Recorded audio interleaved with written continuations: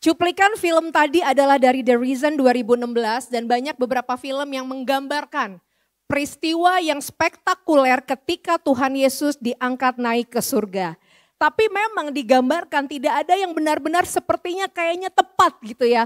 Bahkan menunjukkan bagaimana tangan Yesus terangkat itu yang sampai sekarang menjadi perbincangan ya. Apakah tangannya menghadap ke kita, apakah tangannya terangkat. Saya percaya Bapak Ibu Saudara yang terkasih, bukan bagaimana posisi tangan Yesus saat itu. Tetapi kenaikan Yesus ke surga itu adalah penggenapan dari seluruh hal yang Yesus telah sampaikan selama dia hidup di bumi dan apa yang dia ajarkan. Ada amin? Pagi hari ini kita akan sama-sama belajar dari kebenaran firman Tuhan dari Kisah Para Rasul 1 ayatnya yang ke-1 sampai dengan ke-11. Kalau Bapak Ibu Saudara nanti membacanya boleh sendiri di rumah, perikopnya berjudul 1 sampai 5 berjudul Roh Kudus dijanjikan dan ayat ke-6 sampai ke-11 Yesus diangkat ke surga. Saya akan membacakannya bagi kita. Ayat pertama sampai ayat yang kedua dikatakan, "Hai Theophilus, dalam bukuku yang pertama aku menulis tentang segala sesuatu yang dikerjakan dan diajarkan Yesus sampai pada hari ia diangkat ke surga. Sebelum itu ia telah memberi perintahnya melalui Roh Kudus kepada rasul-rasul yang dipilihnya."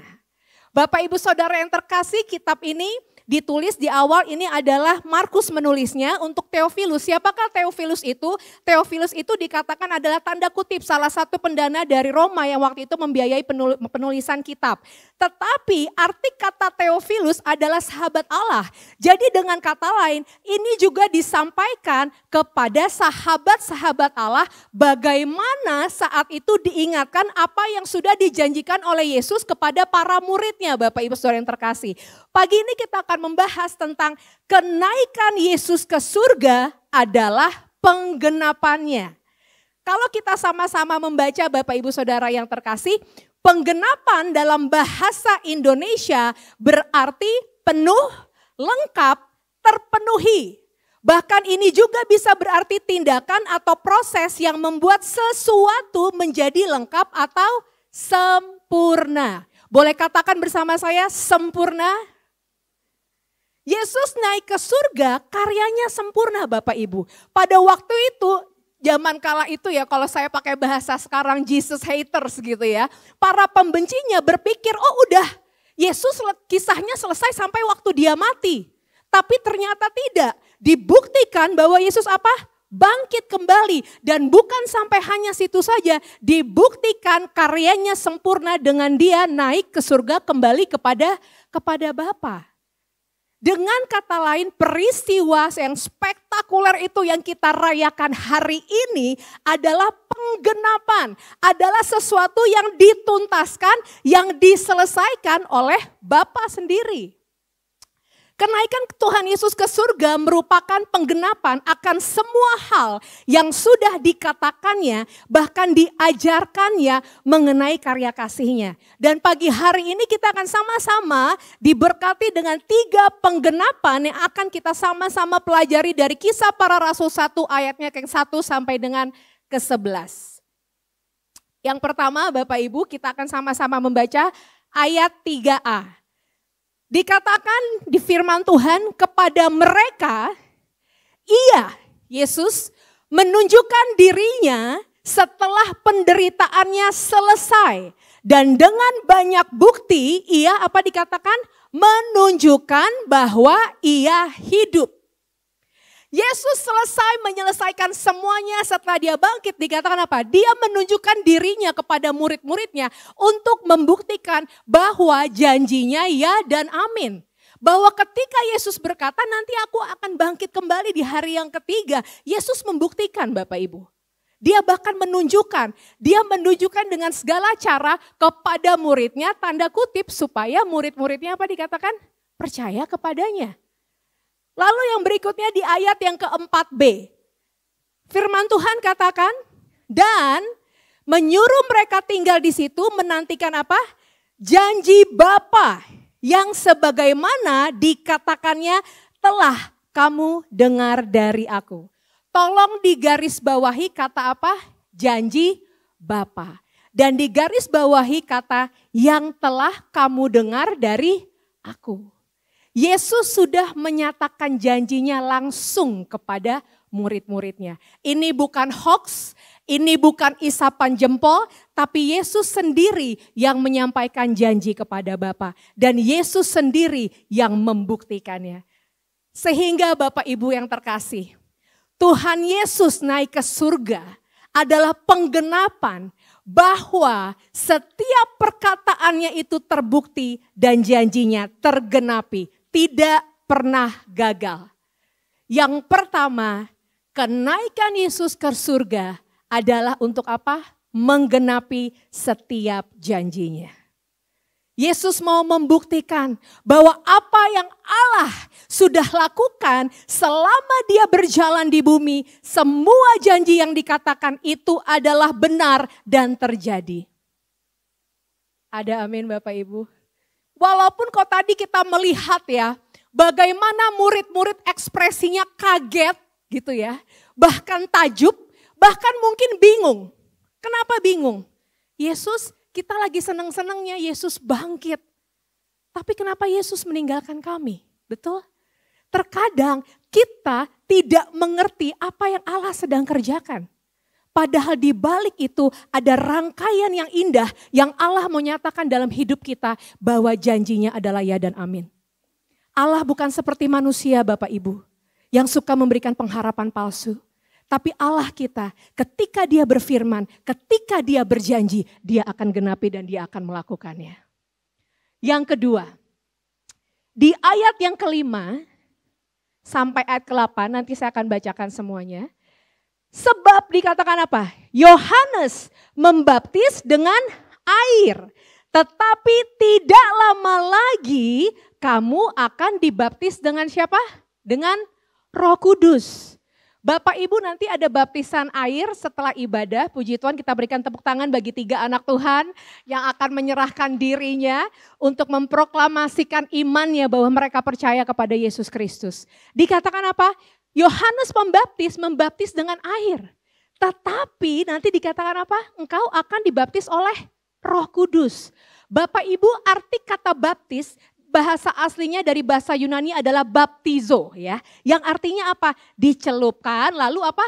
Ditenggelamkan. Dengan kata lain Bapak Ibu pasti sering mendengar. Kalau orang dibaptis maka engkau akan satu apa? Mati bersama Kristus lalu kau akan bangkit bersama Kristus. Dengan kata lain dengan sinonimnya gitu ya persamaannya. Bahwa ketika kita dibaptis dengan Roh Kudus kita menjadi apa Bapak Ibu? Satu dengan siapa? Dengan Roh Kudus.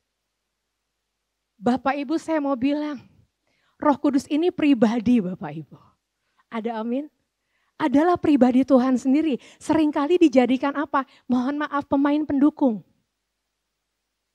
Yesus waktu dia pergi ke surga karena dia tahu keberadaannya sebagai manusia terbatas. Makanya Bapak Ibu dia memberikan siapa? Pribadi Roh Kudus. Ini dikatakan Yesus kepada murid-muridnya. Tetapi ini menarik. Setelah Yesus berkata ini, di ayat yang ke-6 sampai ke-7, ini menarik sekali. Kan Yesus lagi fokus nih kepada murid-murid lagi bilang, nanti kamu akan dibaptis dengan siapa? Roh Kudus. Tapi apa kata murid-muridnya? Lalu ketika mereka berkumpul, mereka bertanya kepadanya, Tuhan, maukah engkau pada masa ini memulihkan kerajaan bagi Israel? Halo Bapak Ibu, Yesus sedang berbicara bahwa Yesus akan memberikan apa? Roh Kudus. Rupanya murid-murid tidak fokus. Malah mereka mempertanyakan tentang kerajaan fisik yang ada di dunia ini.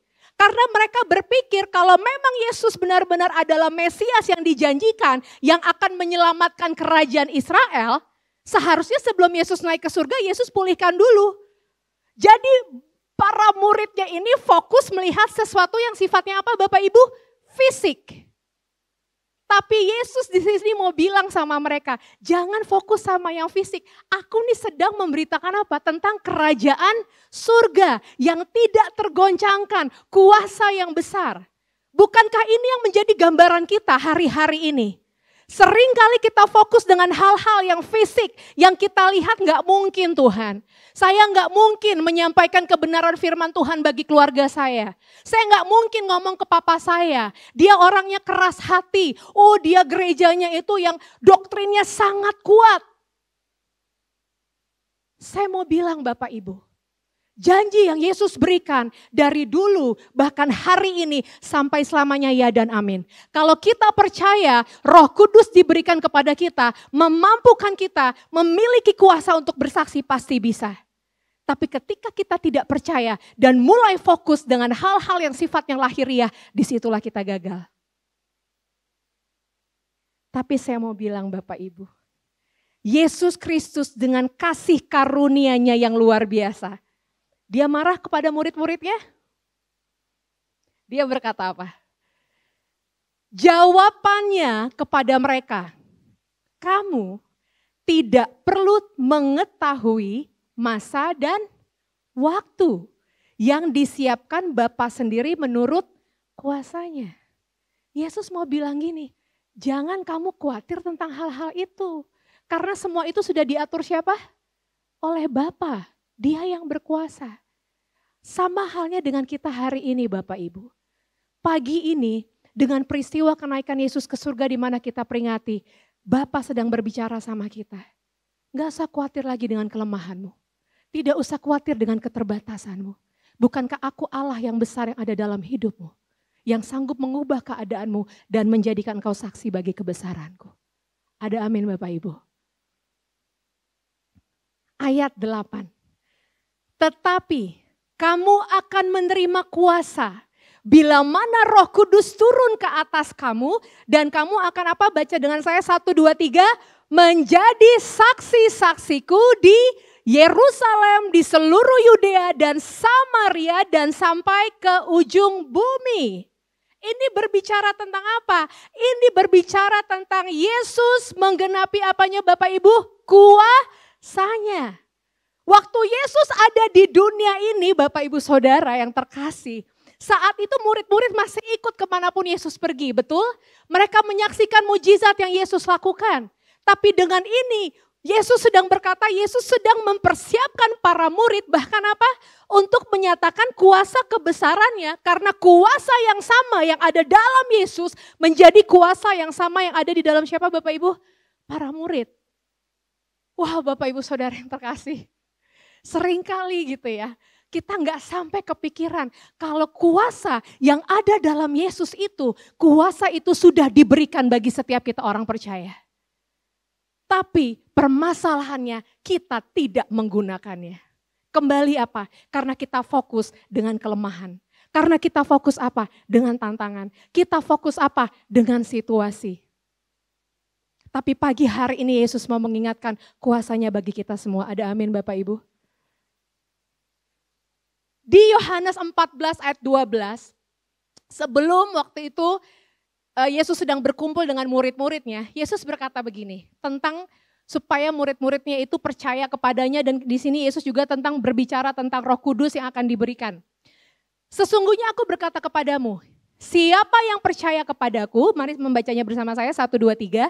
Ia akan melakukan juga pekerjaan-pekerjaan yang aku lakukan, bahkan pekerjaan-pekerjaan yang apa? Lebih besar daripada itu. Sebab aku pergi kepada, coba katakan bersama saya, lebih besar. Ini bukan berbicara tentang karya keselamatan Bapak Ibu. Karena gak bisa lagi ada yang menyelesaikannya, Yesus sudah menyelesaikannya. Tapi yang Yesus mau katakan adalah keterbatasannya Yesus sebagai manusia pada saat itu gitu ya. Akan apa? Akan bisa kita lakukan sebagai saksinya. Di dalam siapa? Di dalam Roh Kudus. Ini bukan berbicara menjadi jalan sendiri dan lebih hebat Bapak Ibu, bukan.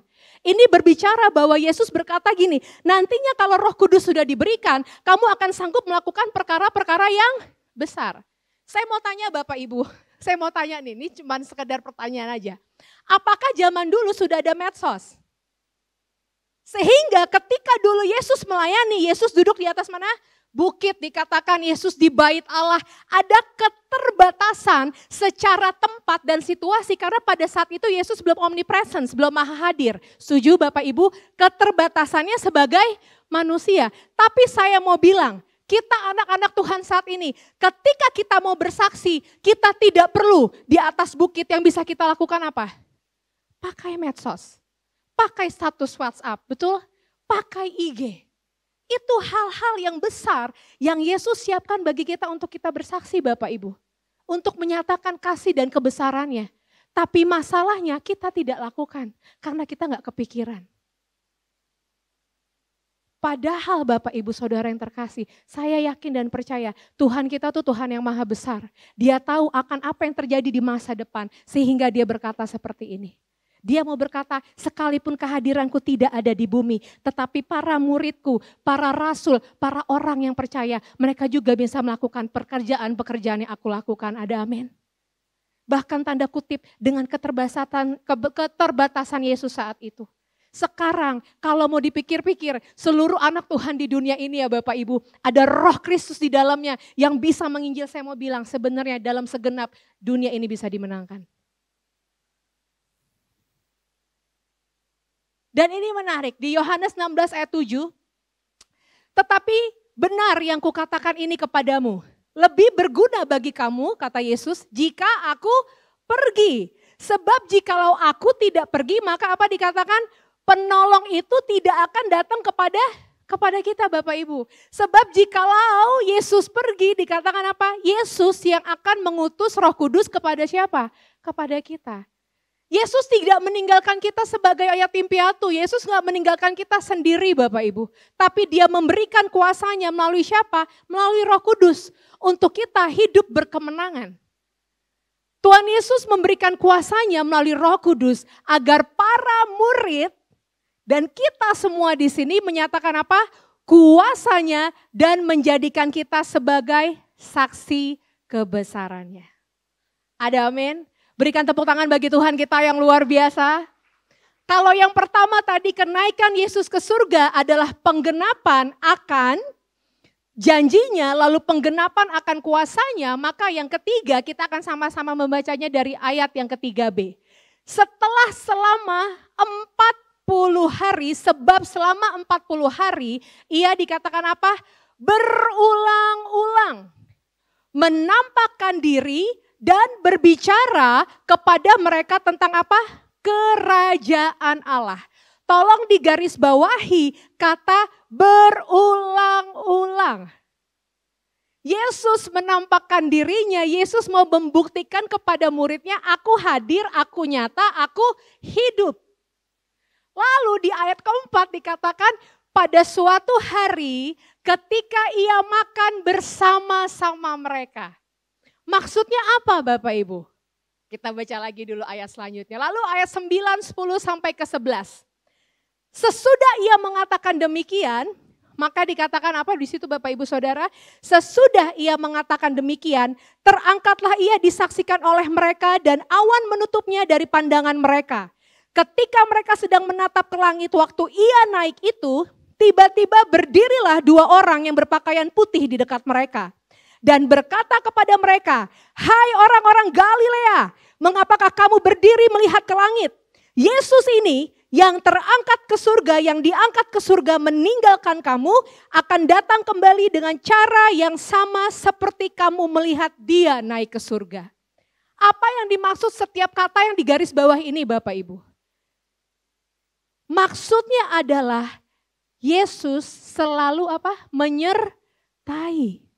Tuhan Yesus selalu mau ada bersama dengan orang-orang yang dia kasihi. Dia berulang-ulang menampakkan diri, dia berulang-ulang mau membuktikan bahwa dia selalu ada. Lalu dikatakan apa?